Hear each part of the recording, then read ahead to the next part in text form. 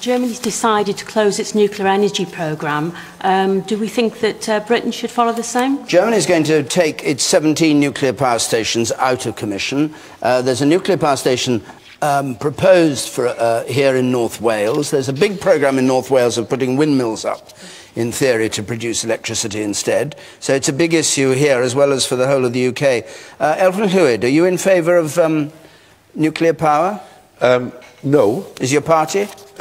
No, right. Except that we have a policy which states very clearly, which was unanimous, well not unanimous, but passed by a large majority at the last conference, that if it's intended to build an additional power station on an existing site, then we wouldn't necessarily oppose that, but we would oppose any further new build.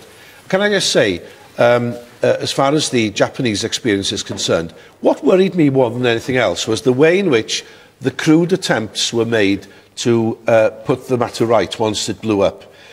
We suffered because of Chernobyl. I went to Chernobyl. Our farmers still have sheep that are badly infected each and every year. Now, it was a very crude process of sending aeroplanes and helicopters above, water and sand and all kinds of things down. It was a similar operation in Japan. They haven't moved forward in terms of safety when it does happen. And let me say, generally speaking, the nuclear record is fairly good by all accounts. But when it goes wrong big time. But you're not against this site in Wilfer being used for a nuclear power station in North Wales? Not that particular site. Not that particular site. What's so special about that particular site, then? Well, I've just made the point. It's not a new build. It's on an existing site. And that's safer, is it?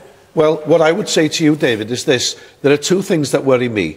One is, what are we going to do with the radioactive waste in due course? There is still no answer to that. Secondly, God forbid, were anything like Fukushima to happen somewhere in the UK, are we better equipped to deal with it? Okay. Those two things worry me intensely. Simon.